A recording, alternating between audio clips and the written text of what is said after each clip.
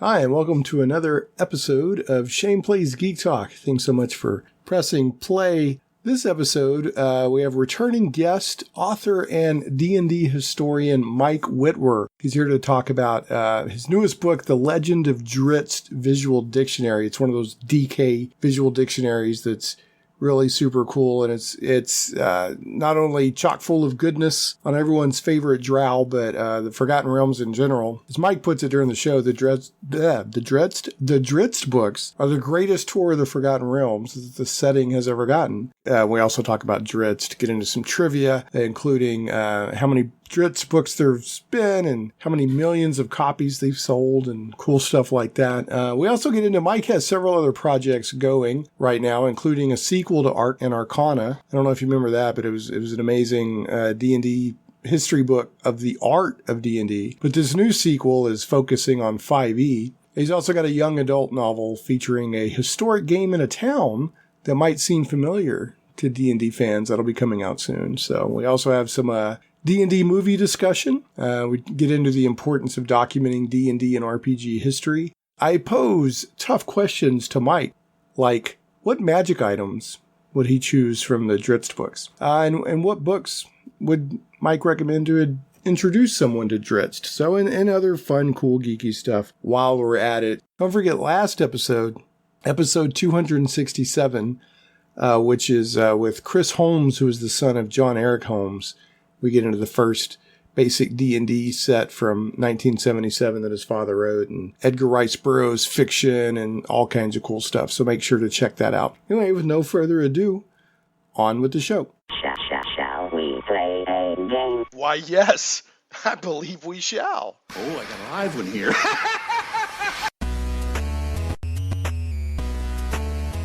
Getting geeky all up in your podcasts. It's Shane Plays Geek Talk, a journey into the things we love. I'm your host, Shane Stacks. Thanks so much for pressing play. Returning to the show. It's been too long. Great guest, always fun. Michael Witwer, aka Mike Witwer. How do you want to officially go on the podcast tonight there, Mike? Michael? Mike? What do you want to be? Thanks, Shane. I am very happy to go with Mike or Michael. I'm happy with I'm really, really happy with either way. I'm just happy to be here. Just happy to be here. Mike is a writer, and he often focuses on D&D history and related topics. Some of the things that we've talked with Mike about before include Empire of the Imagination. He also worked on the amazing Art Arcana book that came out. Oh, how many? Has that been about 3 or 4 years now? Yeah, 2018. It's hard for me to believe myself. It was 2018, October. Yeah. So Art Arcana, which is an amazing walk through the history of D&D through its art. Absolutely amazing. You worked on that with John Peterson, Kyle Newman, and your brother Sam, right? Absolutely right. We pulled together that team, and that project. You know, for what it's worth, that project to me, I'm not sure if I'll ever work on a better project in the respect that the ground we covered from a scholarship standpoint, kind of the new ground we covered. Again, I'm not sure if I'll ever work on another project like that, and that was largely thanks to people like John Peterson and many collectors and artists and all these people we got to talk to, and just. It was like an archaeology project. Mm-hmm. It was just such an unbelievably exciting project. That is super. Yeah, and I've got much respect for the Art Arcana book and the other stuff you work on. You've actually got so. I want to make sure to mention at this point that one of the main topics we're going to be talking about today with Mike is he's got a new book out. The Legend of Drizzt Visual Dictionary, one of those DK books, those amazing DK books that I love looking through that are just jam-packed with cool artwork and trivia and notes and whatnot. We're going to be talking about that. We're going to be talking about Drizzt Do'Urden. We're going to, Drizzt, it's the more you research Drizzt, and it's mind-boggling how popular Drizzt is and we'll be talking about how many novels he's been in and how many copies they've sold, and it's just ridiculous. So we're going to be talking about that.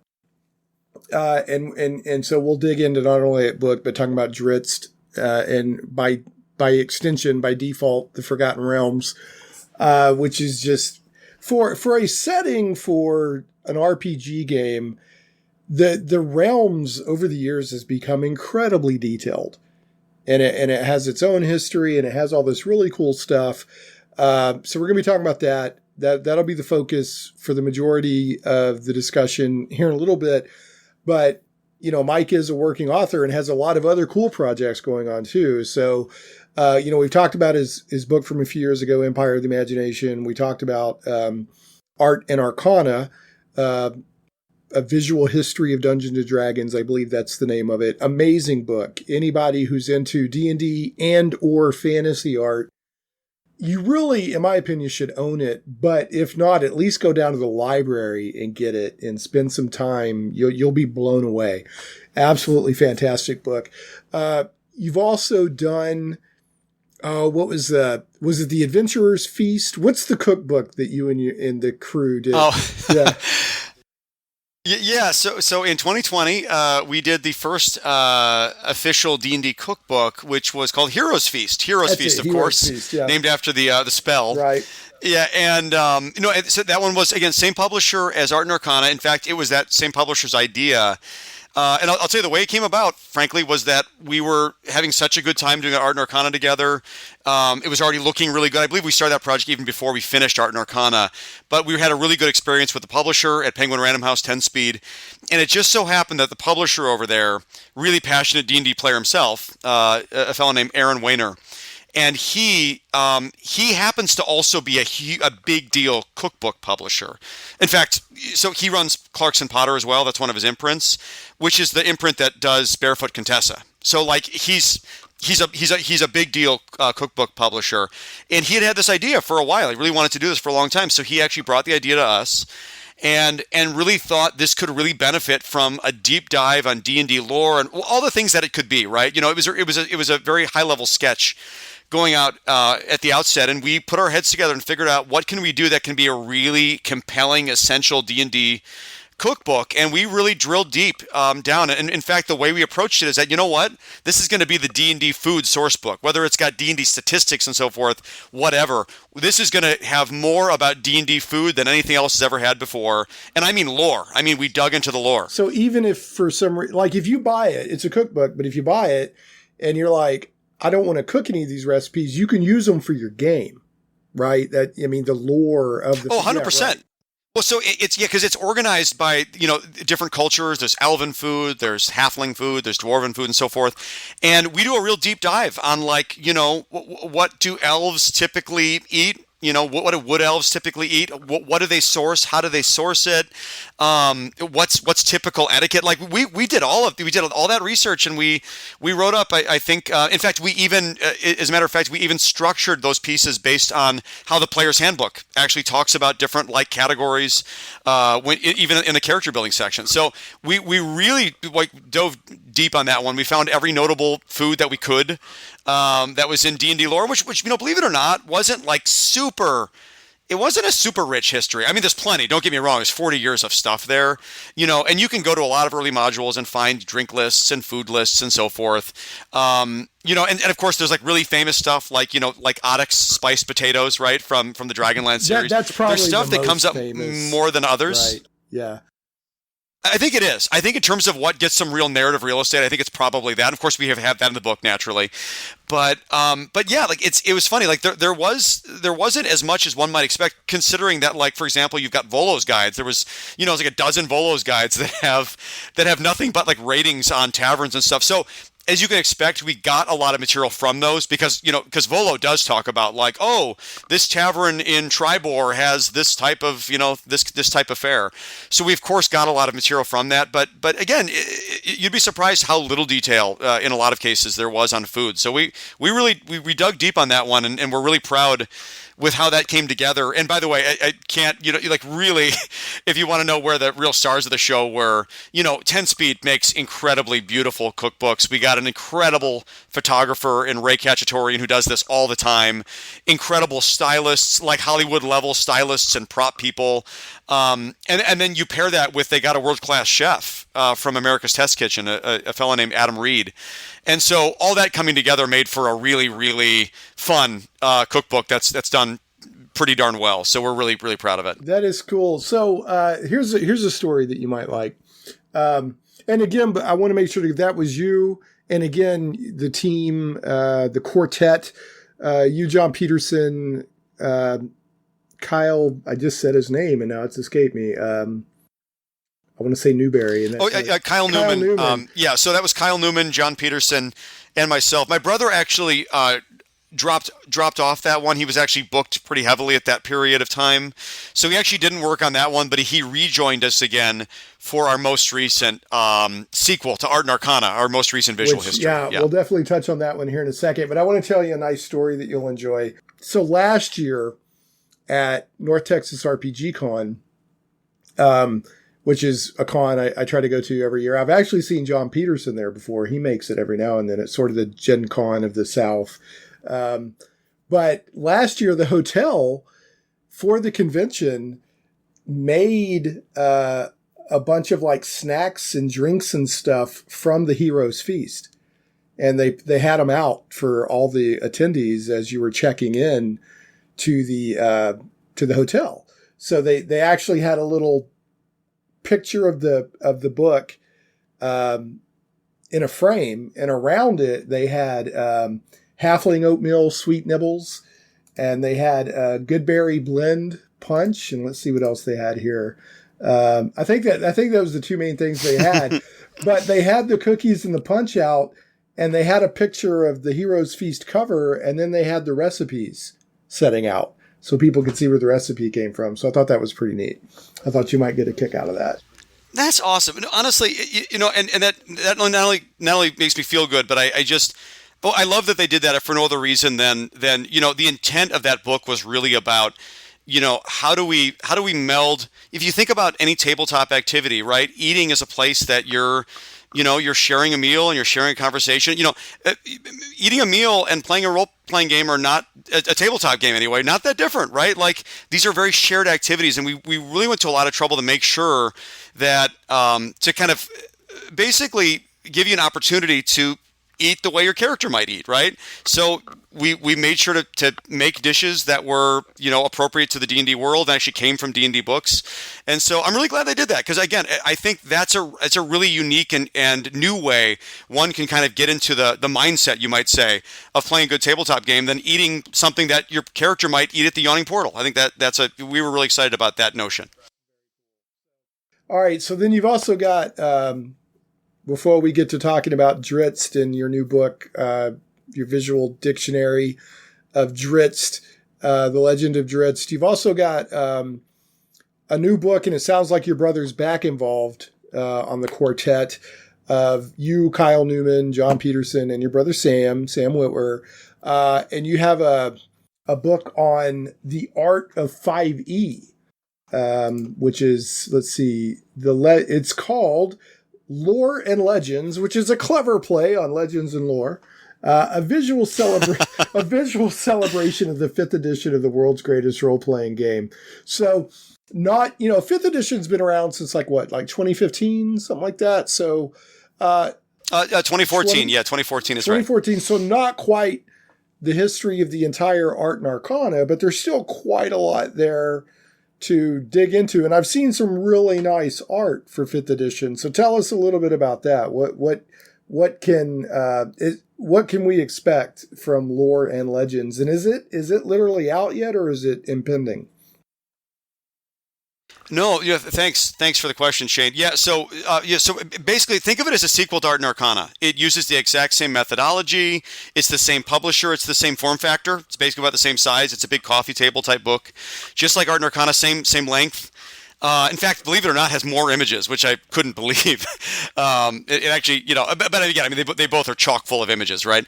So the deal with Lore and Legends is that when we finished Art Arcana, consider that that book came out at the end of 2018. The book effectively fizzles out kind of early 2018, right? We had to finish the book, right? You have to close content, as they say, at some point. So it fizzles out kind of in the beginning of 2018. And that's, of course, kind of like, right, still, let me put it this way. 5e was already a big deal by then. 5th edition was already a big deal by then. So it wasn't like it was novel at that point to say like, wow, this thing's really blown up. It's been great. But again, it was tip of the iceberg based on what we know now, right? It's 5 years later. So here was the thing we really wanted to capture with 5th edition. After we finished Art Arcana, and actually I would say after we finished probably Heroes Feast, actually, we had talked as an author team a little bit about, believe it or not, we had even thought about covering the story of 5th edition in like a traditional nonfiction book. Think like Empire of Imagination or John Peterson's Playing at the World. We thought about like teaming up and actually writing like a traditional, like no pictures, just words, nonfiction book, because we thought the story of what had happened with 5th edition was such an extraordinary one. That is, remember D&D circa 2012 was at one of its absolute lowest points. It's at the end of 4th edition. 4th edition had not gone well. It had one of its lowest playerships that it had probably, since like 1st edition. And again, trouble was afoot, and the thing that we were really amazed about in terms of kind of just a pop culture story was how did this analog game that again, totally got overshadowed by computer role-playing games, by MMOs, like World of Warcraft, for example. How did this game that was 40 years old and that was on its kind of deathbed, how did this thing not only get resurrected, using a D&D term, but like become like a superstar in today's era in just a couple short years? And so this 10-year turnaround, what we thought was just an incredible story by anyone, like pictures aside, we thought this was just an amazing story that demanded an explanation. Like, how did this actually happen? Because this game was on life support in 2012, and all of a sudden in 2022 we're talking about blockbuster film franchises. We're talking about year-over-year growth that WotC and D&D had never seen before. Like, what happened here? And of course, as you can expect, Shane, and again, I think most of your listeners will probably know this, there's of course a number of factors that we wanted to explore. Things like, obviously, the advent of actual play, on Twitch, Critical Role, The Adventure Zone, Stranger Things, bringing D&D to the pop culture. There was probably 5 or 6 main factors that played a huge role. And one of the biggest of which, of course, was that they made an awesome system, right? They did a bunch of play testing, with D&D Next. They got almost 200,000 people to participate in this huge game test. And then they put together this great rule set for 5th edition, paired with a lot of great art. And so what we realized is that this incredible story could actually also be, like with Art Arcana, which we did just done, it could be just as easily told with pictures, and really great pictures. So it is an art book. It's an art book of 5th edition, but it's not exclusively art. Just like Art Arcana focuses on things like, it's got everything from, of course, advertising and pictures to ephemera, to ads, to pamphlets about the Satanic Panic and all this other stuff. We did the exact same treatment here over the last 10 years, a really deep dive on what happened over the last 10 years. So it is, of course, a celebration of 5th edition. It's an art book of 5th edition, but it's also got a lot of other great things that tell this, what we think is a really compelling story about how this game turned around and what it's done over the last 10 years. So super excited about Lore and Legends coming out in October. Yeah, for anyone that enjoyed Art Arcana, I promise you'll see a lot of the same. Again, I'm going to say it's the same methodology, and in fact, it's just a sequel. It's an extension. If you could imagine, if you stopped Art Arcana at Chapter 8, and then you just picked up this book from there, it's like you get a super detailed version of the last 10 years is kind of what you're getting. So we think it all went together really nicely. It's a gorgeous book. And of course, I can't say enough about the art and the artists that have done incredible things with 5th edition. And of course, Shane, as you well know, and I know you play 5e, of course, 5th edition has done so many throwbacks to previous D&D IP, whether it's Acererak or Strahd and all these other great campaigns and villains and IP. So there's all of these opportunities to do a lot of throwback and informational stuff on that, right? We had just done so much work on that. Like when we talk about Xanathar's guide, we give you like who is Xanathar? What's the history of Xanathar? When did he first show up? And of course we get real deep on that stuff. A Serac, we can go back to 1975, with the original Tomb of Horrors campaign and give you a little kind of deep dive on what that's about. So we, of course, use all of that history we have to influence how we're contextualizing the current history. So yeah, that's cool. Yeah, and there's one little tidbit that I probably knew, but I either learned it or relearned it from your Drizzt book, is there have been many Xanathars. There are a series of beholders named Xanathar that run the Xanathar. I never knew that. Yes. Yeah. Or I don't remember knowing that. So Xanathar is more of a title than it is a name. Yeah. It is a title of the head of the Xanathar's Guild in Skullport there below Waterdeep. So that's a thing. Well, I love that the current Xanathar is kind of insane about this goldfish that keeps dying. And his flunkies have to keep replacing the goldfish so that Xanathar won't get upset that his goldfish died. So I love little stuff. Yeah, I got to find out who. I love it too, and I got to find out who came up with that. It actually sounds like a Chris Perkins. That does sound book. Chris Perkins. Chris, of course, he's one of the heads of. It really does. I love it though. The notion that you have this tyrannical beholder running the Xanathar's Guild. He's notorious. He's ruthless. Everyone's terrified of him, but he's got this soft spot for this goldfish that he looks at so lovingly with his primary eye, and that it keeps dying because goldfish die all the time, right? So he keeps dying, and all of his followers are scrambling constantly to make Xanathar think the goldfish is still alive by replacing it. I think that is such a brilliant hook. Right. I love it. Well, it's a perfect example of role playing in the sense that you take a monster beyond its stat block, right? And you give it a personality, and you make it like part of a real kind of world. And that's a perfect example of doing something like that.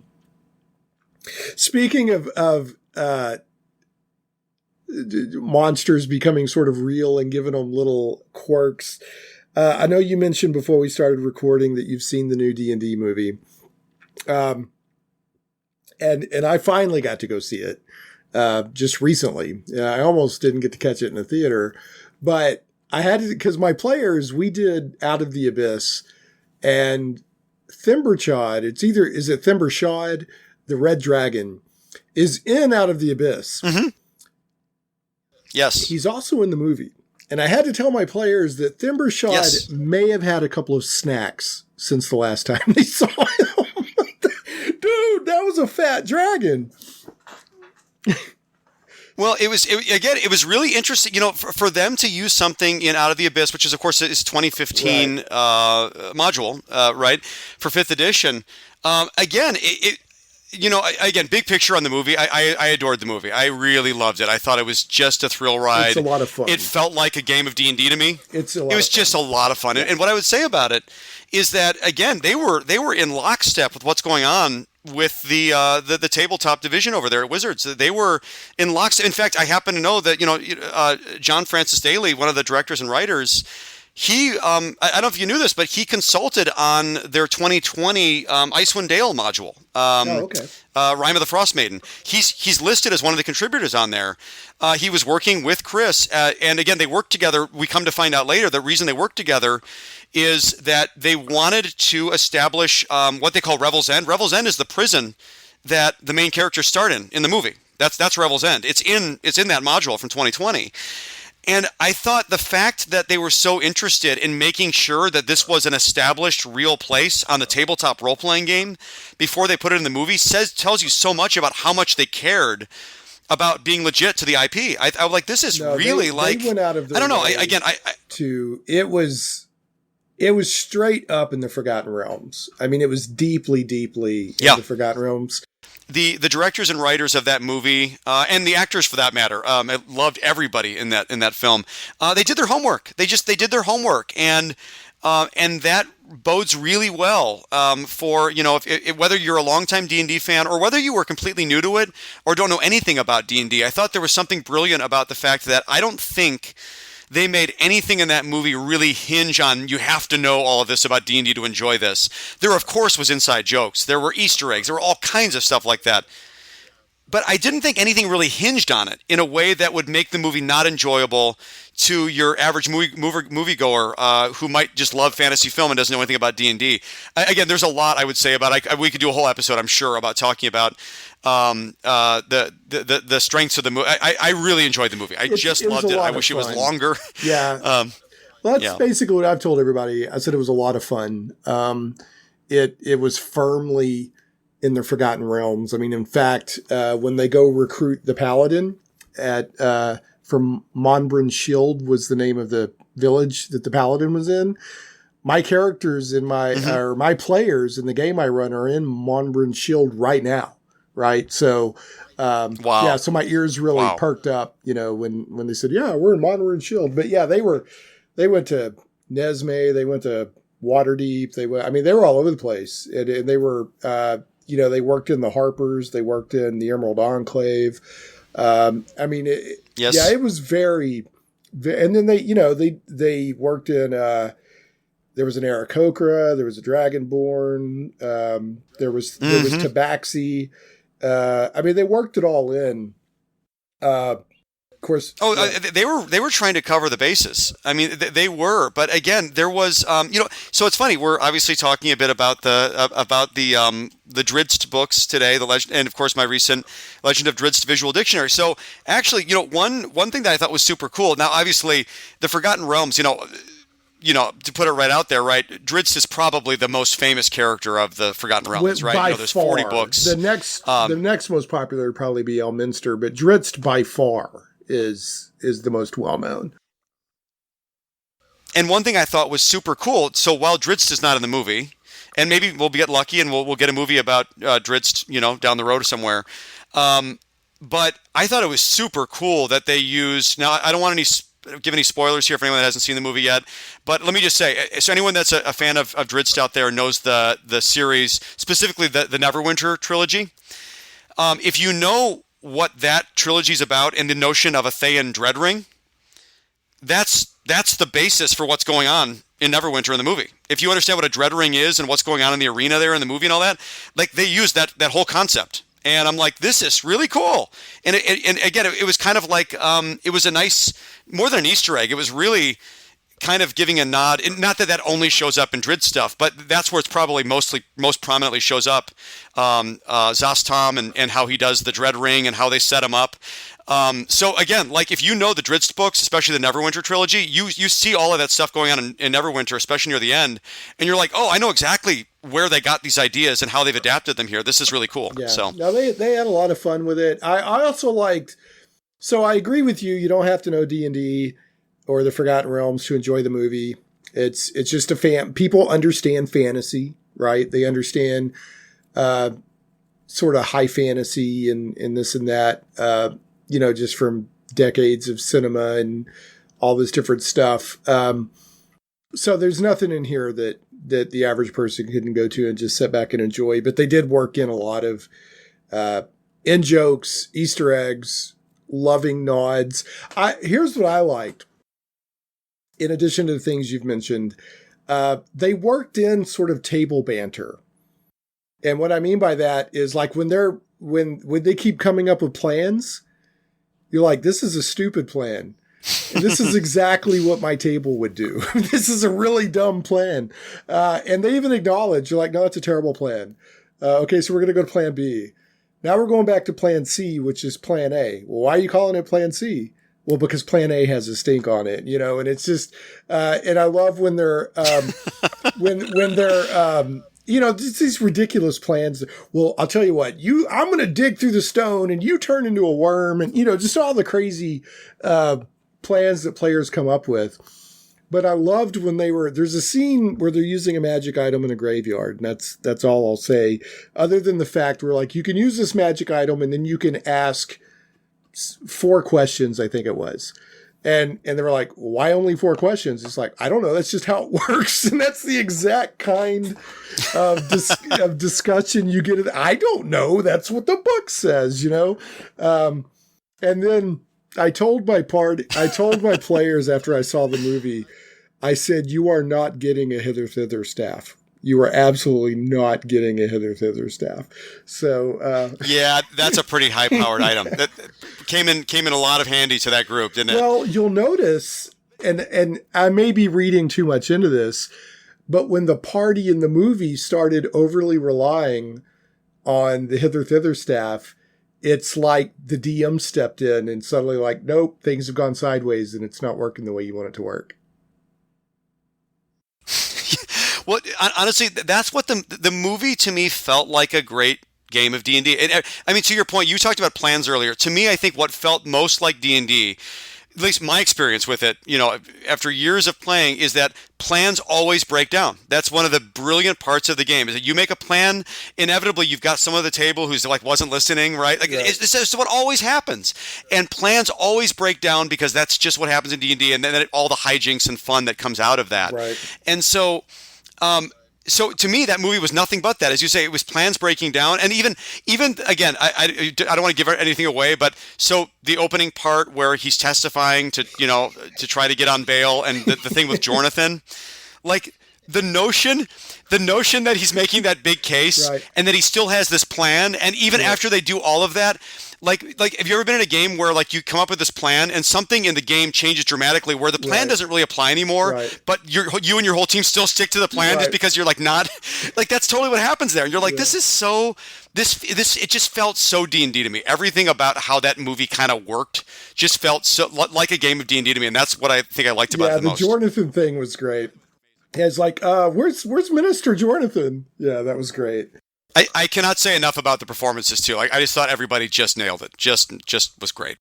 Another thing they did kind of with a wink is at the beginning when he's trying to make his case, what he's doing is he's giving his character's backstory. And the ministers are like, okay, whatever, just get to the point, because people will wear you out with their backstory.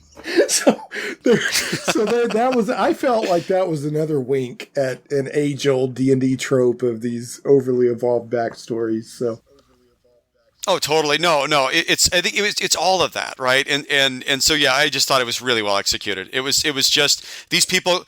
I said something about this lately in another interview, which was that. Not to get into the 2000 movie, and we could do a whole episode on the original Dungeons and Dragons 2000 film that, with Jeremy Irons and so forth, that didn't do so great. Here's the thing. The people that made that movie, the person that actually got that movie made, Courtney Solomon, loves D&D. As far as I know, I don't know the guy, but evidently he's just a huge D&D fan, loves it. He didn't have a lot of filmmaking experience, and again, topic for another day, but importantly, he may have loved D&D, but his movie didn't love D&D. Yeah. That movie decidedly doesn't love D&D. Whereas this movie, the one that just came out, Honor Among Thieves, this movie loves D&D. And you can tell the people that made it, you can tell the people that are in it, and you can tell everything about the movie itself, the very essence of the film. It loves D&D. And that is what I think I liked about it most. Whatever that means to you, but that's how I felt about it. It was, I mean, there was a lot of love for D&D. I would say this is a 2000 movie tried to love D&D, but it didn't come through. Like somebody somewhere involved with that, like the director, Courtney, or whoever, loved D&D, but it didn't have the synergy, whatever, the sum of its parts was not there, and I've often heard it joked that Jeremy Irons was probably like, how did I end up on this set? Like what has happened here? So, well, and his performance in that film is so over the top. Yeah, it really is. Camp. Again, it's camp. That one deserves its own. That one deserves its own episode for sure. Making movies, making any performance, any art form, super hard, right? And that's one thing I've really learned over the years too, is that I've been very humbled, and I really try to see the good in anything. Again, it's just so hard to make anything good, and I really appreciate. I watched that movie. I say, gosh, I see the effort here. I see what they were trying to do, and it's just too bad they couldn't make it gel, unfortunately. But All right, moving on. So you've got the Lore and Legends Visual Celebration of the 5th edition of the world's greatest role-playing game dropping in October. And then you have a non-D&D book, but I want to make sure to give you a chance to talk about this before we talk about Drizzt.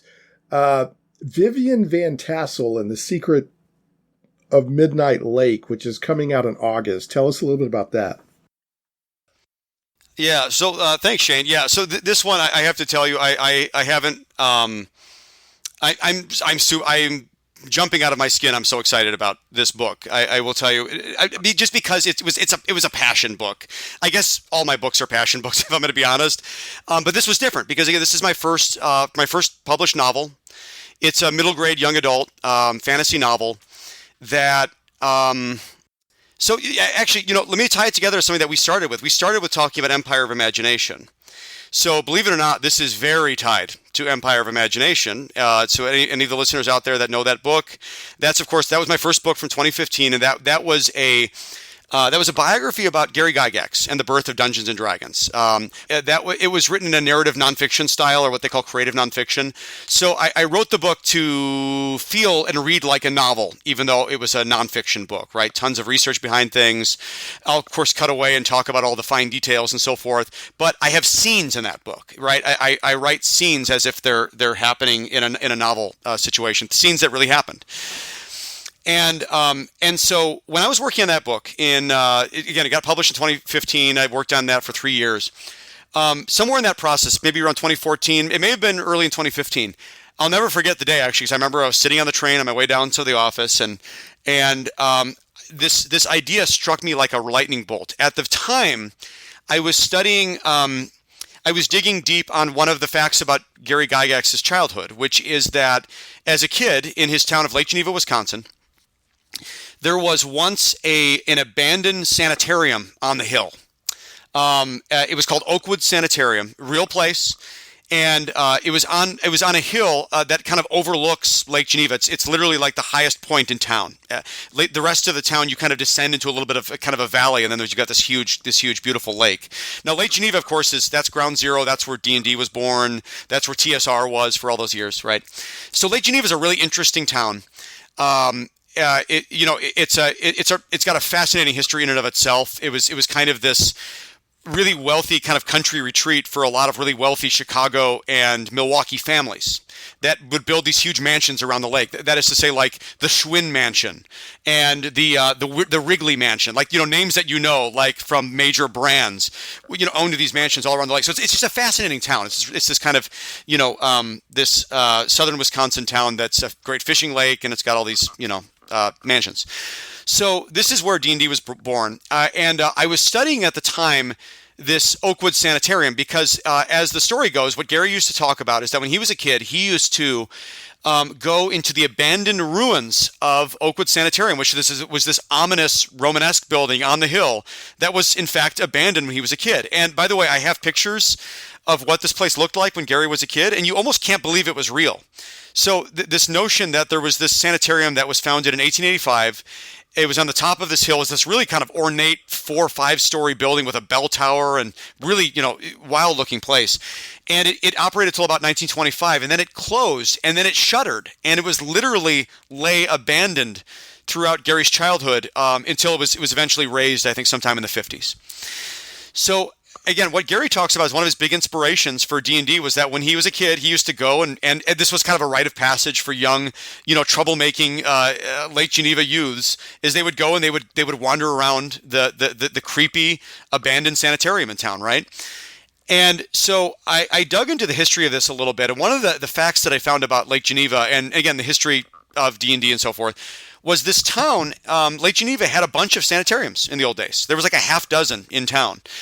Now, in truth, a lot of these were not like the institutional variety that a lot of people think of when they think about, horror novels and things like that. But, it had a bunch of these sanitariums. And I thought it was such an interesting backdrop to not only the childhood of Gary Gygax, but it was just such an interesting fact about this town that, again, like D&D was born there and all that. So I remember one morning sitting on the train, I was studying this at the time, and I was just struck as like a lightning bolt.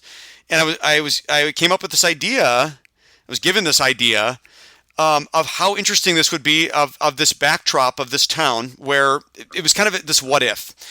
Well, what if the town had so many sanitariums in the old days because people that were committed into them were having delusions about seeing fantasy monsters in the woods. For example, bears with the face of owls and floating spheres with 10 eyes, right? So I thought, oh, that was interesting. And then what if somebody ended up making a game based on these supposed delusions, but again, they weren't actually delusions, right? The reason there were so many sanitariums in town is because people were really seeing these things, right? And so that was this what if that started me on this path. And so cut ahead to now, I've finally written this book that I wanted to write about. That was heavily inspired by, of course, my study of Gary Gygax and of D&D's history. But of course, it's Vivian Van Tassel and the Secret of Midnight Lake. And it's about this girl that moves to this new town, and she goes to this new school, and her school is actually in a converted sanitarium.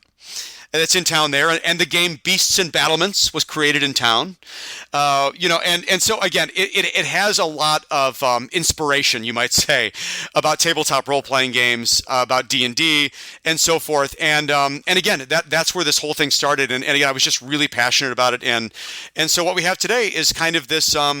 You might say this is kind of Percy Jackson meets Fablehaven meets D&D. And that's kind of what this book is. And again, it was a passion project, and I'm super happy to just have it out of my head and onto paper.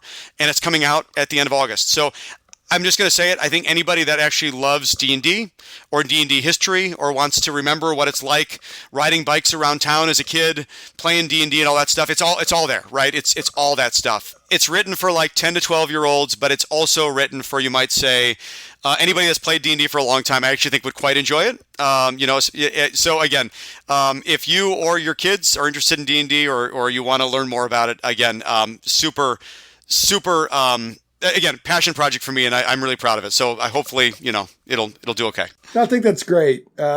So it says, I don't know if you've probably seen the Amazon page, but if you haven't, it says a debut epic middle grade fantasy from the New York Times best-selling Dungeons and Dragons expert, Michael Witwer. Did you know you're now an official Dungeons and Dragons expert? Well, no, I guess I did. It's funny. There's so much to know. I'm not sure I'll ever actually feel like an expert. I guess I feel like, like anything else, the more you learn, the more you realize you don't know, right? And that certainly is the case with D&D and anything else I've ever done. I will say that, there's some parts of D&D history and lore at this point that I feel pretty strong, like I'm decent in at this point. But yeah, can you ever really learn the totality of this thing? You've had so many creative minds churning out so much material over now 50 years. It's just impossible to know it all. So, I try to know what I know, but that's about all I can do. Well, between you and John Peterson, and Kyle Newman and your brother and the Art Arcana book, but your Empire of the Imagination and, John's like Playing at the World and Game Wizards and he's got another book. I had it on my desk not that long ago. The Elusive Shift. Elusive Shift. Yeah, exactly. I feel like between reading those books, talking to you guys directly, talking to other people about it, I've got a pretty firm grasp on the early days of D&D. Whereas before I started reading, you guys' books, talking to other people, really digging into it, I was like, oh, well, there was Chainmail, and then there was D&D, and that was the whole story. And it's so much different than that. There's so much more to it, so many different influences. Gary Gygax is a very important figure in the history of D&D, but, Dave Arneson and the Blackbourne Bunch, very important. I look at it like people are like, well, it's Gary Gygax. No, it's Dave Arneson. To me, it's chocolate and peanut butter. You can't take them apart, to get to where we got. Oh gosh, yes, 100%. It took a village like anything, and there was a lot of other people on that list too that I think were hugely formative to the game. I think is it David Wesley with Braunstein, and so much. Yeah, but that's just the early days. There's so much in the past 50 years of of different role-playing games in D&D and different contributors and people who came up with mechanics and people who played it and championed it. That's why I was saying when as important as D&D and role-playing games are to pop culture now, when you compare doing Art and Arcana to archaeology, that's why I was like, it's exactly what it is. I mean, there are scholars, 200 years from now that are going to be looking at all of this because of the impact it's had on, I mean, you can't even count the amount of creative people now who are giving D&D and role-playing games credit for, how they learned to be creative or how they got into this stuff or whatever. I mean, from TV shows to movies to get video games are just lousy with mechanics from D&D. Right. And look how much time people are spending playing video games. And like I said, that's a whole topic for a podcast in and of itself. But the history of this stuff's really important. Well, and and Shane, when we started it, or earlier on, I did talk about, I talked about, I'm not sure I'll ever work on as an important project as Art and Arcana. And what I mean by that is simply that for the purposes of scholarship, that's, I think, is important. That is preserved. Who knows how long we would have been able to figure out. I'll give you an example. Some of the earliest art in D&D, right? You look at these original D&D books. Who was Keenan Powell? Who was Cookie Corey? Who was Tracy Lesh?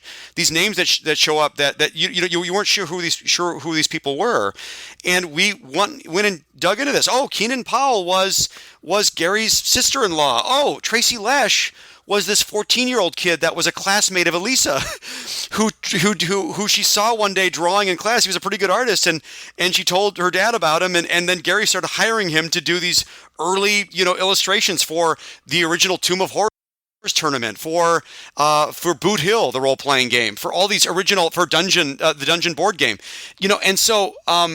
Again, I think the thing I'm most proud about is we were able to shine a light on some people that really deserved a whole lot of credit that were largely forgotten from D&D history. They were just, not in any of the, and frankly, most people had forgotten kind of who they were or what they had done. That was probably one of the most meaningful things, like to dig this stuff up and figure out who was this person, what did they do, and oh wow, and then they did this later, or just to give them some credit for this important, like, groundbreaking work they did early on. So that was like one of the coolest things, and I'm really glad we were able to put that in a book. And as you say, hopefully, 100 years from now, somebody will look at that and remember, who these people were and what they did. No, I think that's really important too. Because, anytime there's a narrative around something famous or important, it gets streamlined to the point where a few names are mentioned. But then all these other people who contributed, really valuable parts, they get kind of lost in the shuffle. So, all right. So speaking of how important it is to document history, check this segue out. It's amazing. Since 1988, one of the most prominent figures in D&D history has been Drizzt Do'Urden. How'd you like that segue? Beautiful. Amazing. I've got chills. So in all seriousness, so I don't want people, don't forget about Vivian Van Tassel and The Secret of the Midnight Lake. Sounds super fun. Don't forget about Lore and Legends, the visual history of 5e, or Mike and his friends' other books. He does stuff on his own. He also does it team effort sometimes. But for the rest of the show, we're going to be talking about a new book that I happen to have in my hands right now.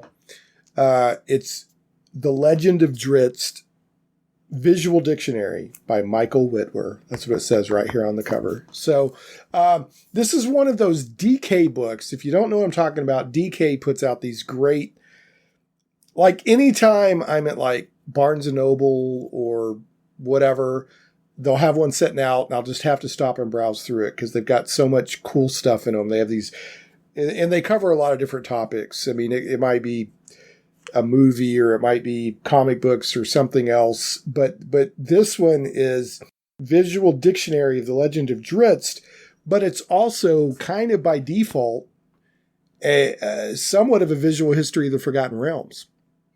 Because I think the second book written in the Forgotten Realms setting was the Crystal Shard. I might be wrong. Maybe it was the second one published. So if yes, I believe you've got that one right. And of course it was so yes, to your point, Crystal Shard was published in 1988. Forgotten Realms, of course, started in 1987. That's when the box set comes out. And there was one other novel before, a Forgotten Realms novel specifically before Crystal Shard came out. But Crystal Shard certainly, from a narrative perspective, put the Forgotten Realms on the map in that respect. Yeah, the first book was Dark Walker on Moonshine, if I remember right. Was that Douglas Niles? I'll have to go look. If that's not Douglas Niles, I apologize to whoever the author. It's funny. I was blanking out as well, but Doug Niles was the name in my head, and I think that is correct. I believe Doug Niles was the first one to write. So if it's a different author, I apologize. But that was set in kind of a subsection of the Forgotten Realms called the Moonshine Isles, a series of islands. So it was still in the Forgotten Realms, but it wasn't like in the part of the Forgotten Realms that most people think of, which the Forgotten Realms is a huge. Yeah, the Moonshine Isles are way out west in the Sea of Swords. Way out west of the Sword Coast, which of course is what everybody. That's kind of like ground zero for the Forgotten Realms, right? It's the area that everybody knows. Right. It's where Waterdeep and Neverwinter and Baldur's Gate and all those places are. And that's where the movie is firmly set, is right in the Sword Coast. So, absolutely. No, there's a lot of time. But they also spent, again, I give them a lot of credit. They also spent a lot of time in places that were less known, which I thought was cool too. Really cool. Yeah, it was. So, get a little bit of trivia here. Let me get my my notes here. So the first novel with Drizzt and the second novel in the Forgotten Realms period. Oh, and I got to go back and say, because there's people out here listening that are being like, I don't know, the Forgotten Realms was before 1987. Yes, Ed Greenwood created the Forgotten Realms way before then, but as Mike clarified, it was published. I think the setting was for the Forgotten Realms was published around 1987. But Ed Greenwood, it had been his personal thing long before then. There's always people out there that be like, no, it wasn't 1987. It's like, well, Mike did say published. So the first novel with Drizzt, and Drizzt is, if you somehow don't know, Drizzt is a drow / dark elf. Now it's called Uda drow. But that's a fairly recent thing. They've split the drow up into 3, I think, factions is the wrong word. But now when you refer to the drow that live in the Underdark that serve Lolth and all that, it's Uda drow. So, but for the purposes of this, I'm just going to say drow for the purposes of this podcast. But if you want to be technically accurate, Drizzt is an Uda drow, which is known as a dark elf. They live under the ground in the Underdark. Their main city is, and I'm always going to say it wrong, Minzo Baranzan. I've heard it pronounced differently, but that's it. Yeah, very good. Yeah, that's how I've always said it. And he came from, at the time, and still for the most part, but at the time when he was first created and written, and in the settings and lore of D&D at the time, the drow were just an evil race. That's all there was to it. Now, there's been nuance and distinction and things woven into the lore since then. But you had a dark elf who decided to leave all that behind and try to live a good life, and spent his time helping people, while at the same time usually being feared and reviled by the people that he ran into on the surface. So that was the Crystal Shard. Was the first book in a trilogy. It came out in 1988. You had Drizzt, who was not the main character. He was a supporting character. You had Wolfgar, who was a young barbarian. You had Bruenor Battlehammer, who was a dwarf, and I think was Catti-brie in the first books. I can't remember. It's been so long since I read. Yeah, absolutely. Yeah, okay. So absolutely. So it was an adventuring party. Oh, and you had Regis the Halfling. So yes. Yeah. So and they lived in the northern part of the Forgotten Realms in an area called Ten Towns. And if I remember right, please correct me if I'm wrong, Mike. I know you've been way deeper in this lore recently than I have. If I remember right, and Drizzt was created, and these books were written by Robert A. Salvatore. Is it Salvatore or Salvatore? Salvatore. Is how I've always heard it pronounced, and I believe how he says it. Yeah. So Salvatore, and if I understand correctly, I feel like I remember at a certain time he expected Wulfgar to be the main character as the series went on, but Drizzt was so ridiculously popular that he soon sort of have you heard the same thing? Oh, absolutely. Yeah, no, I've heard Bob Salvatore tell the story, and it's just that as the story goes, this is Bob Salvatore was not a published author at the time. He had done creative writing in college, but he was working as like a financial specialist. And he was sending in submissions to TSR. He was really interested in fantasy. He loved Lord of the Rings, and he had written a previous novel that had kind of made the slush pile at TSR, and somebody had liked what he had written. They were really interested in it. And this is happening right when they had just rolled out the Forgotten Realms. They knew they needed writers to support that. And keep in mind, by the way, as a matter of context, what TSR is thinking about at the time is this. Hey, we just did this multimedia approach with Dragonlance. It went really well. Dragonlance did a great job of melding novels with calendars, with tabletop modules, it was this multimedia approach that they had kind of perfected, or they had piloted with Dragonlance, which had done great. Forgotten Realms was the next experiment with that. They wanted to go bigger on it. They needed a new very detailed realm. They went to Ed Greenwood, who of course had been populating the pages of Dragon magazine now for many years, writing about the realms. Greenwood, as you'd mentioned, he came up with the realms for his own imagining in the late 60s, and he had been kind of thinking about this fantasy world building that he'd been doing. And by the late 70s, he's already contributing to Dragon magazine. He's doing it frequently by the 80s, and then it was at that point that they decided, Jeff Grubb decided to hire him to go ahead and use his campaign world to create this new multimedia approach. So, again, by that time, TSR is sitting there saying, no, when you roll out a big campaign setting like this, you do it with novels and all this other stuff. So Salvatore is trying to get in the door over there. He's sending in submissions. And they like his writing, and I can understand why. He's just a brilliant writer, even from the word go. Again, I'm amazed. If you read The Crystal Shard thinking that's a debut novel, pretty incredible. No, it's solid. I'm amazed it's super by solid. What he was able to do. Yeah, no, it doesn't read like a first novel. It doesn't.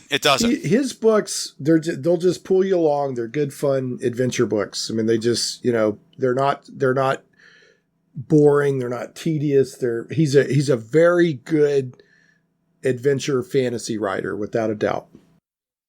Yeah, really talented person. And so, so yes, to answer your question, what had happened as the story goes is that they had asked him to write this book like in an unfair period of time, like 3 months, like write us a thing. And so he had written either early chapters or maybe an entire early draft. I don't recall which, but Wulfgar, the barbarian Wulfgar, who's this 7 foot tall, classic D&D barbarian from Icewind Dale, and he was supposed to be the main character, and Drizzt was this who was this drow kind of sidekick and side character, was in there. And what had ended up happening is that when they were reading these early chapters, these early submissions, the person that was the editor at TSR said, "Hey, I want to hear more about this Drizzt character. Who's this? This character's fascinating." And they changed course, and Drizzt became he kind of earned, you might say he earned his way to be the main character because he was so darn interesting. And that became the focus of the Crystal Shard. And so Drizzt became the main character. Everybody else, all extremely key characters, by the way. So you've got Drizzt and you've got what they call the companions, right? The companions are all these other key characters. And by the way, some of them have their own books as well, right? Wolfgar the Barbarian is one of them. Catti-brie. Catti-brie, by the way, is the first of the companions to meet Drizzt, actually, as a young girl. She's like 11 years old, 12 years old when he meets Catti-brie on Icewind Dale. I'm sorry, on the mountain in Icewind Dale, rather, called Kelvin's Cairn. Brunner Battlehammer, the ornery dwarf king, dwarven king, and then of course Regis the halfling, who's kind of a scoundrel. Again, so you've got this incredible, great cast of characters. But yeah, so Salvatore was asked to change course and make Drizzt the main character, and he wrote this thing like unfairly fast. I don't remember how fast it was. And then again, this book came out. And in a short period of time, it had gotten a really, really great following, and it was a huge success. And it wasn't long after that before he started making New York Times bestseller lists and all that stuff. I don't recall whether the Crystal Shard actually made those lists, but the Crystal Shard was a big success, and it just launched him into, again, his first trilogy, which, of course, is the Icewind Dale trilogy. And then his second trilogy, which is also a tremendously good trilogy, called the Dark Elf trilogy, which is the origin story of Drizzt. So then he actually goes... it's a prequel trilogy. He goes back in time and he tells where Drizzt came from and what his background was and how he got here. So, and then the rest is history. Again, there's been roughly 40 books in the series total now. So he's done a lot of Drizzt books. Well, my favorite Drizzt book is actually, and I've definitely read more than one, but my favorite, I think it was Homeland, where it told it was all set in Menzoberranzan in that Dark Elf trilogy. And it told of the power struggles between all the different houses in Menzoberranzan. And that I still remember crystal clear, because I'd never read a fantasy book like that before then, where it was more about the intrigues of the different houses competing against each other than it was just, storming the dungeon and killing the bad guy or whatever. And that was just fascinating to me. Well, and it's funny, and if you know this history about it, you can kind of see it at play when you read that book. Again, it's a great book. Homeland's a wonderful book, and Salvatore talks about how when he thought of that, and when he thought about the power struggle and dynamics of Menzoberranzan, he said it was based on like the New York families, the mob families, fighting and vying for power. And that was that way, if memory serves, that was his inspiration for how he came up with how that whole dynamic worked. And you can kind of see it if you read it with that context. It makes a lot of sense. Yeah, I just remember that one crystal clear. I really enjoyed that. But yeah, so here's a little bit of trivia just to give people an idea, if they don't know, of how popular Drizzt is and the supporting characters and the storylines, the unfolding storylines, since 1988. There's been 38 Drizzt books as of August 9th, 2022. The 39th book is coming out in August. That's called Lolth's Warrior. And I'm guessing you may know this with all your recent, research working on this book over the past couple of years. But do you know how many million copies of Drizzt books have been sold? No, and I hope you know the answer, and you're about to tell me, because I'm as excited as everyone else to hear. Okay, over 35 million. That's huge. I mean, that's wow. Yeah, I mean, so Drizzt is an unqualified success for not only first TSR and then Wizards of the Coast, but for fantasy characters and publishing in general. I mean, that's huge. Oh, I can't say enough about what Drizzt and what Bob Salvatore has done for the brand. Because again, it was, and by the way, that's not to take anything away from the Dragonlance novels have been hugely successful and wonderful as well. And they're just dynamite in their own ways. But, I have to say, again, this wonderful character that and characters, I should say, they're actually all really fun, wonderful, dynamic characters. But Drizzt, I mean, something about this person raised in this terrible the circumstances of Menzoberranzan, and this culture of demon worshiping elves, that are following Lolth, who of course is the Spider Queen, and she's evil. And he's raised, with all of these challenges and these circumstances, and for him to kind of come out of that and make his own choice, and choose good, listen to his heart, and it's just it's a classic hero story, And one of my favorite quotes from Bob Salvatore is that Drizzt always does right even when it hurts, and I'm like, yeah, that's what a hero is all about. Is that he does not choose the easy path for him. He chooses a really difficult path. He's just an amazing character, just a wonderful character. And one thing I do love about the books that I think was a really smart choice. Again, this is why I say I'm amazed, even when he was a really early author, about a lot of the choices he made. So all of at least again, many of all of the early books are this way. They're all organized into parts. And so there's like a part 1, part 2, part 3, and so forth. And they all open with a Drizzt journal entry. So it's literally his own voice talking to, you might say, the camera, right? And they're like super deep. Like Drizzt doesn't talk like this in the books.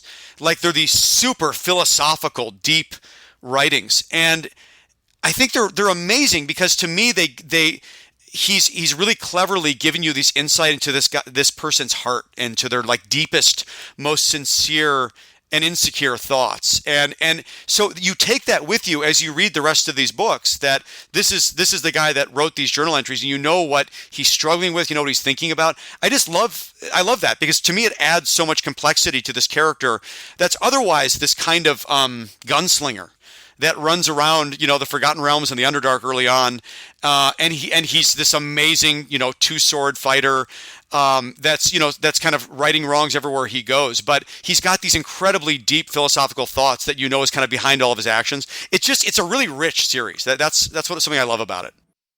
Yeah, it's good stuff. He's a great character. Of course, he does show up in other some video games and things like that. But primarily, Drizzt is a novel character. I wouldn't be surprised with his popularity if he didn't make it onto the big screen someday.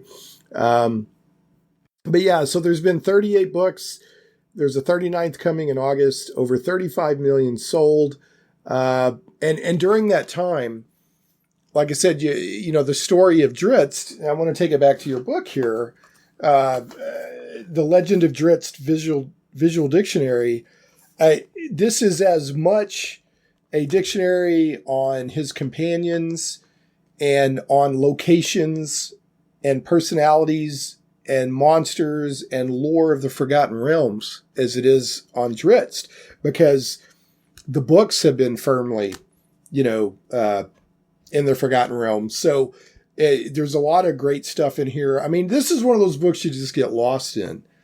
I mean, it's you're like, oh, let me look at this. And then you look up an hour later, because you've just been, oh, let me look at this. And you're just flipping pages, and every page has great art, fascinating trivia, cool entries. And I'm like, oh, I didn't know that, and even though I think I know a lot of stuff about the Forgotten Realms and whatnot, but I'm like, oh, that's really cool. I didn't know that. And, the companions they get a lot of love here.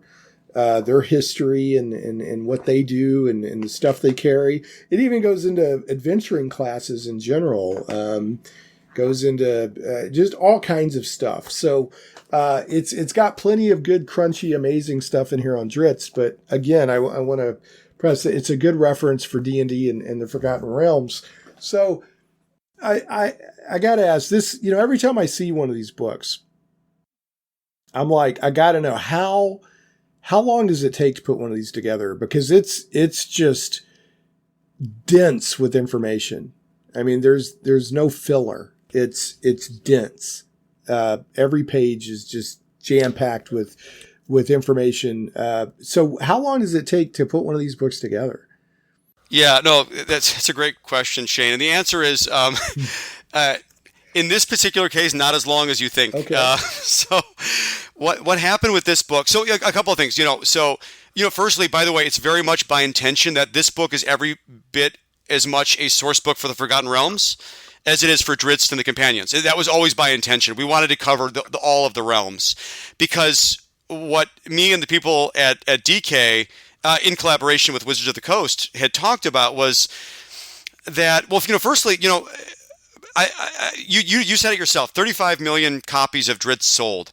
It's probably a pretty good bet that more people experience the Forgotten Realms through the eyes of Drizzt than just about anywhere else. Okay, fair. Whether it was playing the tabletop role-playing game or any, right? Like, consider this. Whether you played D&D or not, maybe you played the Forgotten Realms, maybe you didn't, right? Maybe that was one of your campaign settings if in second edition or third edition or whatever. But consider that, like, most people didn't, right? Like most people that played D&D probably actually a percentage of them played FR material, Forgotten Realms material. Most of them probably didn't. So, but you may read a fantasy novel that has to do with D&D or about the Forgotten Realms. You may have read the Drizzt books. So consider, like, the Drizzt books are the greatest tour of the Forgotten Realms that the campaign's ever gotten. And I would say probably more people experience the Forgotten Realms and touch the Forgotten Realms through Drizzt and the Drizzt books than playing the game, probably. So consider, that was obviously a huge part of, like, where he goes and what he does and learning the history of the realms itself. That's a lot of what Drizzt is about. And so when we first conceptualized this book was actually, I'm just going to say it, it was probably the most challenging project of my career. And it's not because again, the publishers and the people at DK are unbelievable. Wizards was hugely supportive as the license partner and gave a lot of feedback, and they were very involved in helping us with research and all kinds of different things. So I can tell you the writing of this book, the actual writing from when I started to end, was about 3 months. It's by far the fastest book I've ever written. Wow. And I hope it's the fastest book I ever write because it was hard. I will tell you, it was the hardest period of my life professionally I've ever had. Consider I have a full-time job as well. I have 4 wonderful kids that I try to be a good dad to. It was a legit 50, 60 hours a week of working on this book on top of all of that. Wow. So I've never worked a schedule like this. That is hardcore. But again, I'll tell you, I was passionate about it. I was so thrilled to be involved in it. What ended up happening was, this was the first D&D book that DK was going to do. You'd mentioned it yourself. DK has kind of cornered the market on these, like, super high detailed graphical books that have all these annotations, right? These little call-outs that when you look at a picture, they do a little call-out that says, oh, that's a pauldron. Oh, that's a magical amulet of this. Oh, that weapon, that's Drizzt's sword. That's called Twinkle. This one's called Icing Death. And so it's all about the details. DK is all about the details. And in particular, they're really known for young adult and children's encyclopedias and things like that, where they like to do, encyclopedias, visual encyclopedias about dinosaurs or any number of, pirates, any number of topics, right? But DK, that is their style. That's what they do, right? So they have this incredible team of designers and editors that just, they know how to do this, and they know how to do it fast. And so I was really pleased to be asked to be part of this project, to write the project. So I got together with DK, and before the writing started, we outlined what needed to be in the book. So I do know the Drizzt series. They did pick me for this because I do know this series really well. And so we outlined the book. We spent, a couple of weeks probably figuring out, well, what's all the stuff we need to do to cover the entirety, as a supplemental book, to cover the entirety of the 40-book or almost 40-book Drizzt series. Okay. So we do that. So in other words, we say, oh, well, there's got to be, of course, a spread or more on each of the companions, obviously. A spread or more on each of the main villains. We mentioned Lolth earlier. Obviously, you have to do a spread or 2 on Lolth. We have to cover all of the different, drow factions. We have to cover all the locations. We need to do a spread on Neverwinter. We need to do one on Waterdeep. We need to do one on the Underdark, one on Menzoberranzan, one on Luskan, right? So we need to cover all these different areas. So by and large, what happens is it becomes this ad hoc source book for the Forgotten Realms, right? Almost very naturally, because they've covered all this ground in the book series. So we figured out all this stuff that we thought was essential. and again, the book's about 200 pages, right? So we in the book world, you think of that as 100 spreads, right? You've got 100 like one-shot spreads to kind of cover everything you want to cover as a supplemental reader's guide, you might say, to Drizzt, right? And so one of the things we actually did, and I have to tell you, it's actually the single most challenging spread in the whole book, in the respect that it took me the longest. I spent a while. I spent probably a whole weekend, probably. Well, it was a while. I'm going to say it was 30 hours on this spread alone. Wow. So one thing we did is, something that I felt very passionate about, is I didn't like the idea that we were going to do a supplemental book that just visually and graphically and from an education standpoint covered everything, but it was supplemental. In other words, I didn't want anyone that picks up this book, I didn't want it to be required reading that you read all 40 books or that you really, really knew Drizzt or the Forgotten Realms like the back of your hand. In other words, like it wouldn't make sense to open up a spread on Neverwinter. And like, for a reader that doesn't know anything about Neverwinter, they're like, okay, well, you can learn it, right? It's kind of standalone. And in fact, it's not kind of, it is standalone. But I didn't want everything to hinge around the idea that you really knew Drizzt really well. So one thing that I was really passionate about is I wanted to do a Drizzt timeline. So one of the first spreads of the book, it's in the first, 4 or 5 spreads, is that we did a full timeline of the Drizzt series. It's on, whatever it is. Like this is page 18 and 19, whatever spread that is in the book. I'm looking at it so right now. It's called The Adventures of Drizzt. Yeah, so it's got like 80 entries or something crazy, right? Again, I felt really passionate about, what if someone's never read a Drizzt book? None of this book makes sense about why what's in it is in it if you don't at least give them a chance to read a whole timeline of everything that's important that's happened to Drizzt. So you can imagine trying to summarize all that material. It was agony. But I have to tell you, I'm super proud of this timeline. Again, it's by year. Drizzt has about a 200-year history. You came up with this timeline. Like, this is your baby. Yes. Wow. Yeah. Well, again, I wrote all the text in this book. But this timeline, which is funny because it's not as you can see, it's almost all text. So it's probably one of the most uninteresting spreads in the book because it's not graphical. It's not pretty. It doesn't have cool annotations. It's the only 2 pages in the book that don't have any pictures. All the rest of the book is jammed. Exactly. And again, I fully expect people that will pick this up, they will glaze over this, and by all means, glaze over it. But what I was proud of is just that distilling this down to a timeline like this was it was agony. It was just so challenging. Because again, there's like 40 books. There's like an honest, from the Drizzt standpoint, there's probably an honest, 33, 34 books that are specifically about Drizzt. Keep in mind, some of the books in the Drizzt series actually are about like Jarlaxle. And there are some like offshoots, but ultimately, again, like distilling this down to like, here is the story of Drizzt and the companions and trying to sum all that up. And again, the reason I did it, because I really wanted to make sure anyone that picked up this book could at least, if they wanted to dig into this, they could go ahead and read or at least glaze through this timeline and then understand why we've picked the villains that we did. We picked the locations that we did.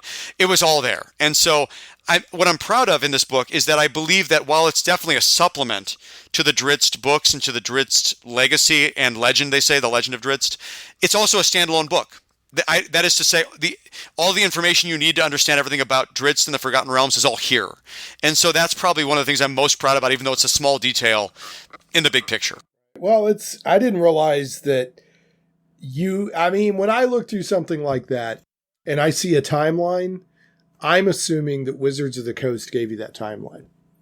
It doesn't occur to me to think that you're the one that had to go condense all that information down into that. Because I guarantee you, people will be using that timeline as a reference from here on out. So, it's amazing. Well, no, I hope they do. And by the way, but let me give some props to Wizards of the Coast, though, because they worked with me a lot on that timeline. So just so you know, that could have never happened without the research efforts of some people over there that are their lore masters.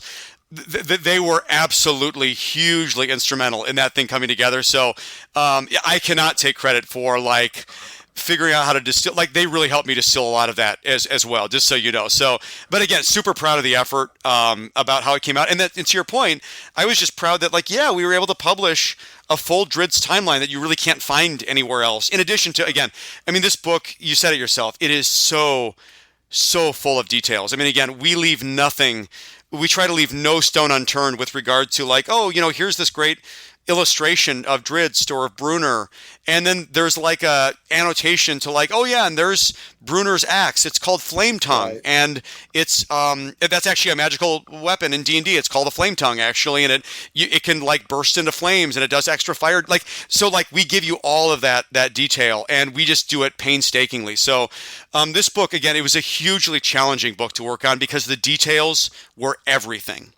And the timeline that we were on was so terribly fast that it just took everything that I had to make this thing happen from my perspective. And by the way, I was just one little piece of this much bigger effort between, again, the people at Wizards doing incredible work and the people at DK and my editor, David Fentiman, who's brilliant. And he's able to just pull all this stuff together. He's able to make, order out of chaos. And then he's got this whole art team that's working on a combination of commissioning new illustrations for the book, and then actually working with old illustrations and kind of making new versions of those where they cut out, this sword is depicted in this illustration, but it's not standalone, so we have to cut it out and then put it into a separate illustration and then annotate it. It was just this incredible effort. I cannot believe we did it. The whole book, again, I don't know if it was the whole project schedule was probably more like 6 months. My part of it was probably about 3 months of actually writing text. So again, I am really proud of how it came out. I guess, sorry, I'm rambling a little bit, but I am really proud with the finished result, and I'm just blown away by what DK did. You're answering questions that I had written down to ask you, like, how did the art get done? And, how did this happen? And because when I see these books, I know that a lot of effort. I'm surprised that it was done in 6 months, because there's a lot of effort went into this. But to give people an idea of the level of detail, there's a picture in here of a knucklehead trout, which is the kind of trout they catch around 10 towns. I think one of the towns, industry is around knucklehead trout, if I remember right. Didn't Regis at the beginning, he would do art on knucklehead trout, or somebody did, they would design. Yep. Yeah. So Regis is a scrimshaw artist, and the knucklehead trout have these big skulls that is really desirable for trade once they're designed with scrimshaw. So Regis carves these things up and he decorates them, and that the big export out of Icewind Dale, out of 10 towns, which is this really secluded group of, as it sounds like, 10 towns around these 3 lakes in this desolate tundra of Icewind Dale. So this really treacherous, kind of always winter place. So knucklehead trout, for that reason, is actually the only meaningful export out of Icewind Dale. So basically, these trade caravans come up from Luskan and other places that are south of the spine of the world, and they come up and they trade for this knucklehead trout scrimshaw. So yeah, that's kind of the background of that. Yeah. So if you've ever wondered what a knucklehead trout looks like, it's in there, baby. And they also have there's a picture of a mind flayer tadpole. So what I'm saying is there's art depicting stuff from the big to the small. It's not just the main characters that get art. There's art for everything. So it's literally a visual dictionary. So there's art and descriptions and text and write-ups on everything. So it's really cool. So I have to ask you, if you had to choose magic item-wise, if you could have Drizzt twin scimitars, you named, I think, Twinkle and Icing Death, or you could have Bruenner's shield as an unending supply of mugs of ale. Which would you go for?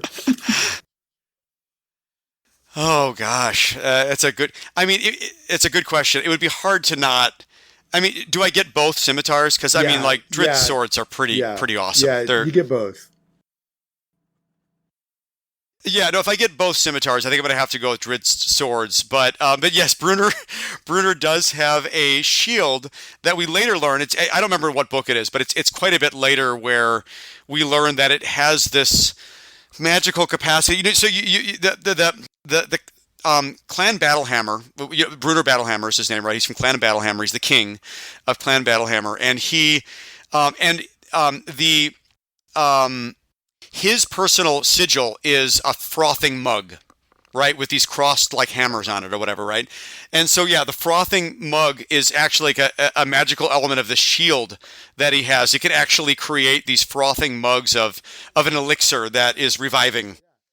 Yeah, he just pulls them out from behind the shield. Like nobody ever actually sees them appear. He just pulls them out. So if I remember right. Yeah, and I have to admit, I have to admit, I'm trying to remember exactly where that comes up and how, what book or what legend or what even adventure that may come from. But it does come from something. But yeah, it's again, there's all these incredible details, and one of the expectation, right, that even for big Drizzt fans is, have they read all the books? And most people know, right? I mean, like even big Drizzt fans, maybe you've read half of them, maybe you've read 3/4, maybe you've read the first 2 or 3 trilogies, right? So consider that all these details, again, I think they're really fun for a lot of people that know the series pretty well, know the Legend of Drizzt pretty well. And then you learn about all these like really quirky details like that, or again, and a lot of this stuff, again, happens quite a bit later in the series too, right? So, for example, Catti-brie is a great example. People that don't know the later stuff, may not know that she becomes this like super powerful wizard later on in her life. She multi-classes. She multi-classes. And again, I don't want to give away spoilers, but she's brought back from the dead at one point, and yes, she multi-classes, and she becomes this like super powerful wizard. And to your point, multi-classing, great example of D&D mechanics and lore showing up kind of on screen in this respect in these novels. Drizzt is a multi-class character. I don't know if people think of him that way or not, but when he's in Menzoberranzan, you mentioned Homeland, the first book and that first trilogy, he's effectively a fighter. He trains at Melee Mogtair, which is the Menzoberranzan School of Warriors, basically, right? So he's a double-bladed warrior. It's not until he goes to the surface, which happens in the third book of the prequel trilogy, right? It's not until that book that he learns the ways of the Ranger, which is taught to him by Montolio, right? So he doesn't learn because everyone thinks of Drizzt as a ranger. He's actually a fighter originally. He becomes a ranger when he's taught those skills when he comes to the surface. And then again, here's one that a lot of people don't know if you haven't really followed the series till near the end, because again, this happens way later.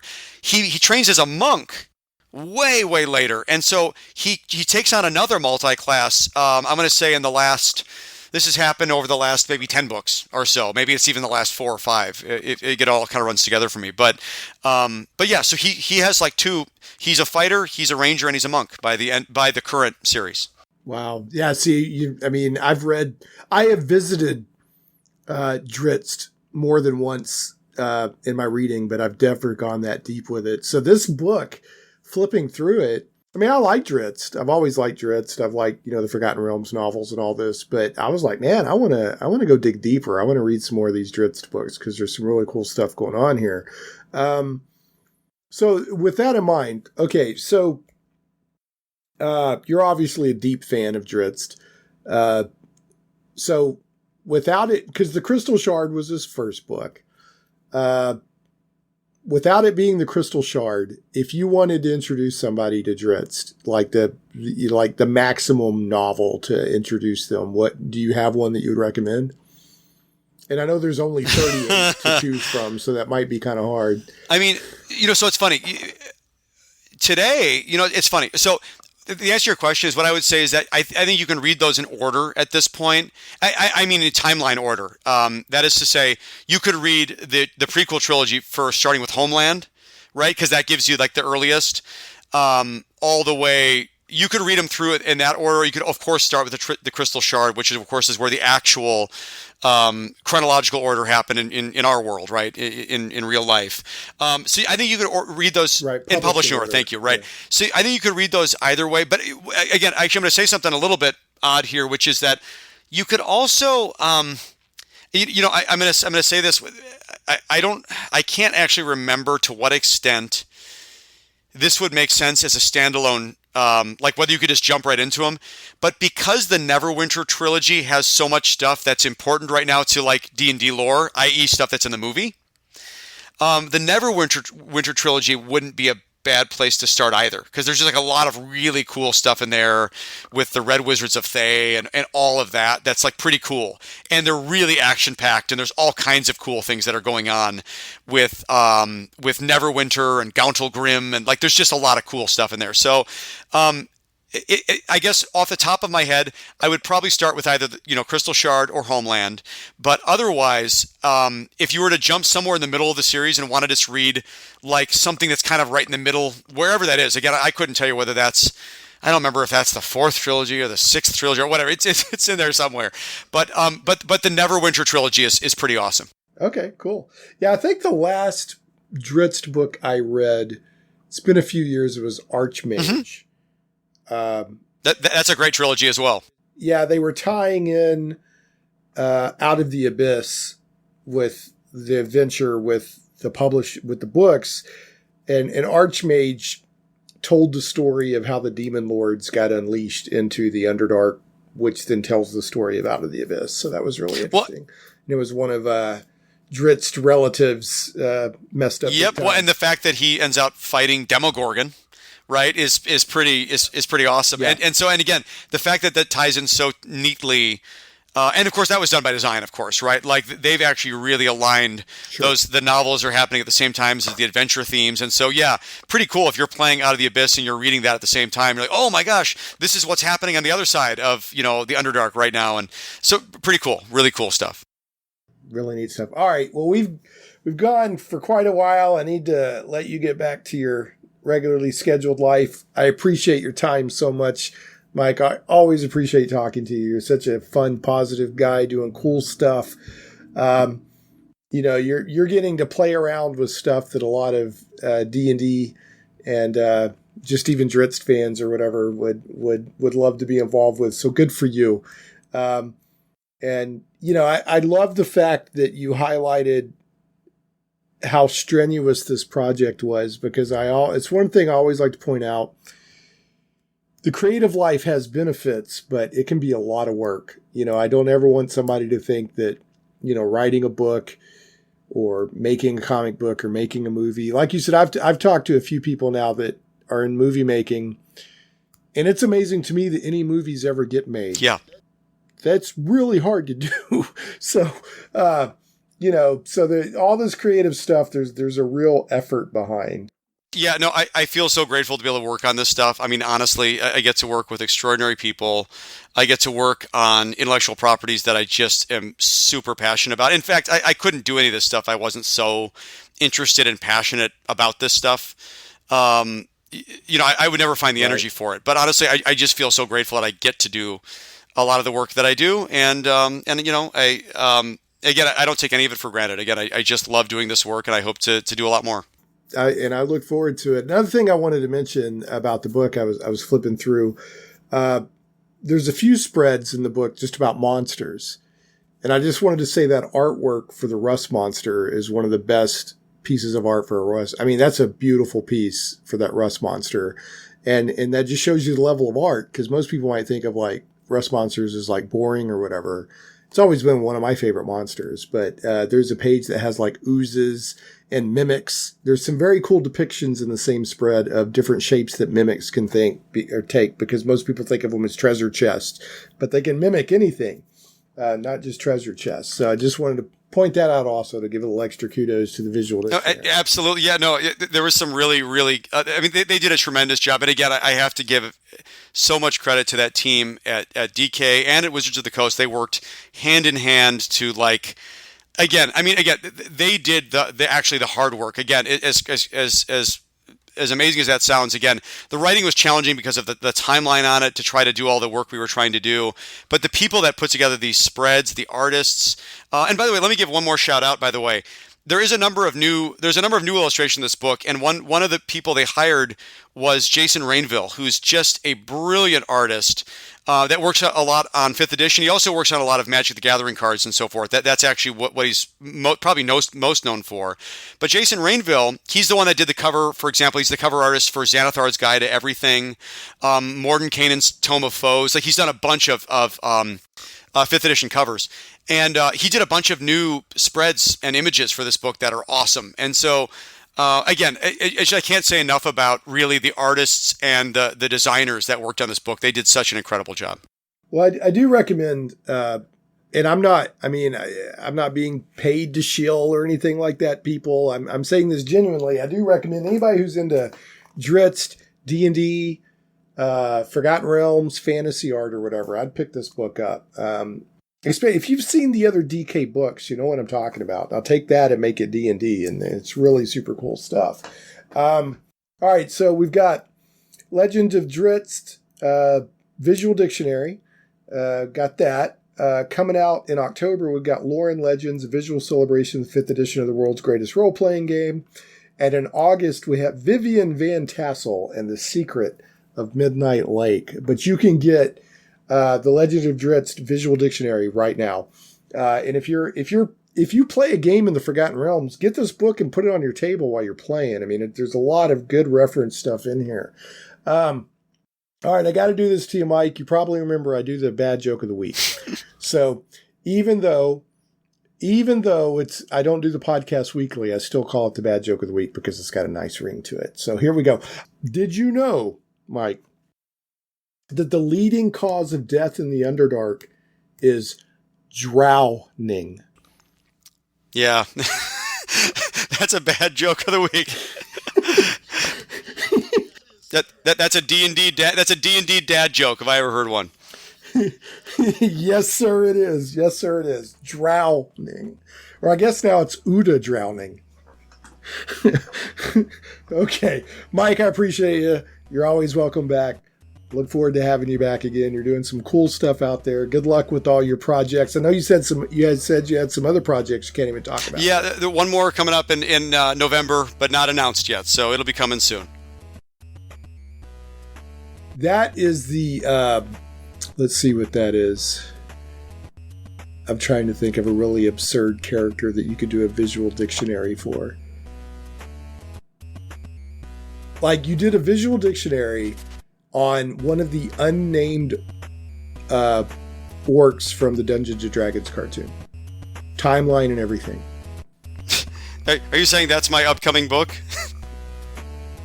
Yeah, that's the upcoming book. Yeah, an unnamed background orc that was in one scene from the old Dungeons & Dragons cartoon.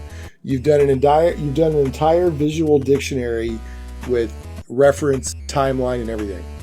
All right, Mike, again, thanks so much. So glad to have you. You're always welcome back on the show. Thank you.